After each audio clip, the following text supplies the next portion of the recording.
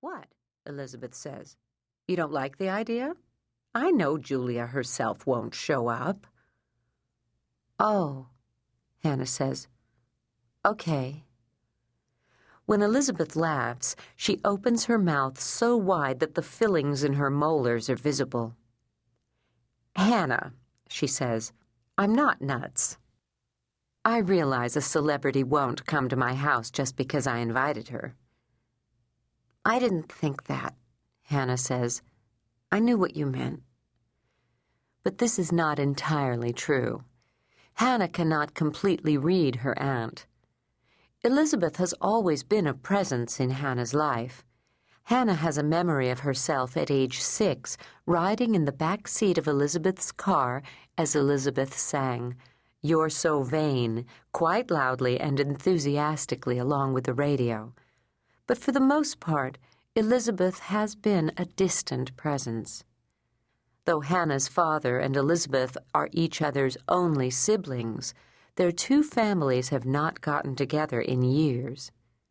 Staying now in Elizabeth's house, Hannah realizes how little she knows of her aunt. The primary information she has always associated with Elizabeth was acquired so long ago she cannot even remember learning it. That once, soon after Elizabeth became a nurse, a patient left her a great deal of money, and Elizabeth squandered it. She spent it on an enormous party, though there was no occasion, not even her birthday. And she's been struggling to make ends meet ever since.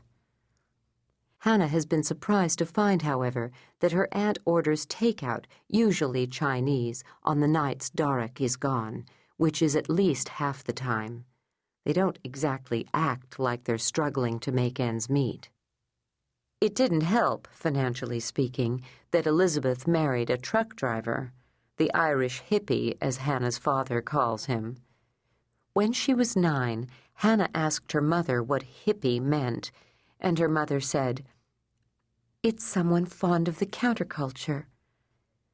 When Hannah asked her sister, Allison is 3 years older, she said, "It means Darek doesn't take showers," which Hannah has observed to be untrue. "Would we have our party before or after the wedding?" Hannah asks.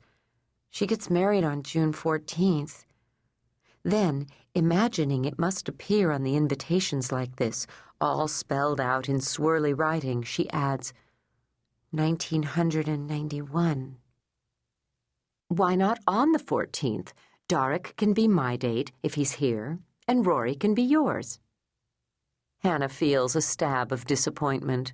Of course her date will be her 8-year-old retarded cousin. That's the final piece in the puzzle of Elizabeth's financial downfall, according to Hannah's father, that Rory was born with Downs. The day of Rory's birth, her father said to her mother as he stood in the kitchen after work flipping through mail, "They'll be supporting that child all the way to their graves." But what did Hannah think Elizabeth was going to say? "Your date will be the 16-year-old son of one of my co-workers. He's very handsome, and he'll like you immediately."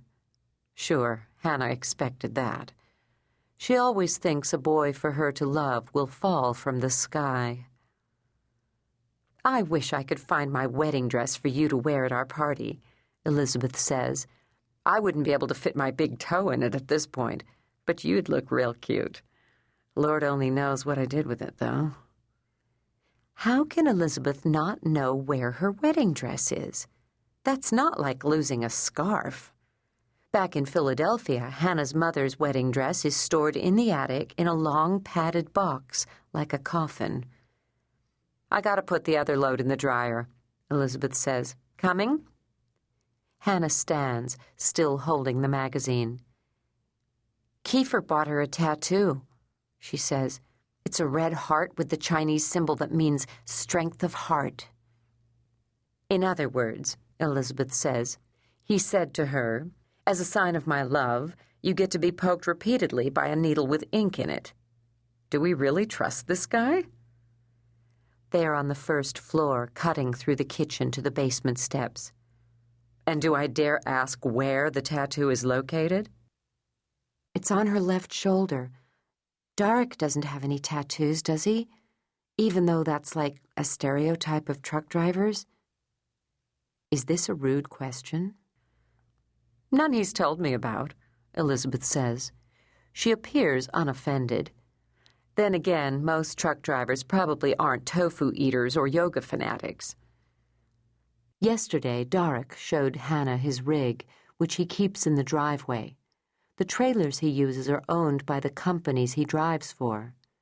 Darek's current route is from here in Pittsburgh, where he picks up axles, to Crowley, Louisiana, where he delivers the axles and picks up sugar, to Flagstaff, Arizona, where he delivers the sugar and picks up women's slips to bring back to Pittsburgh. The other night, Darek let Rory demonstrate how to turn the front seat around to get in the sleeper cab. Then Darek pointed out the bunk where he meditates. During this tour, Rory was giddy. "It's my dad's," he told Hannah several times, gesturing wildly. Apparently, the rig is one of Rory's obsessions. The other is his bus driver's new puppy. Rory has not actually seen the puppy, but discussion is underway about Elizabeth taking Rory this weekend to visit the bus driver's farm. Watching her cousin in the rig, Hannah wondered if his adoration of his parents would remain pure. Perhaps his downs will freeze their love. After Elizabeth has moved the wet clothes into the dryer, they climb the basement steps. In the living room, Elizabeth flings herself onto the couch, sets her feet on the table, and sighs noisily. "So, what's our plan?" she says. "Darek and Rory shouldn't be back from errands for at least an hour.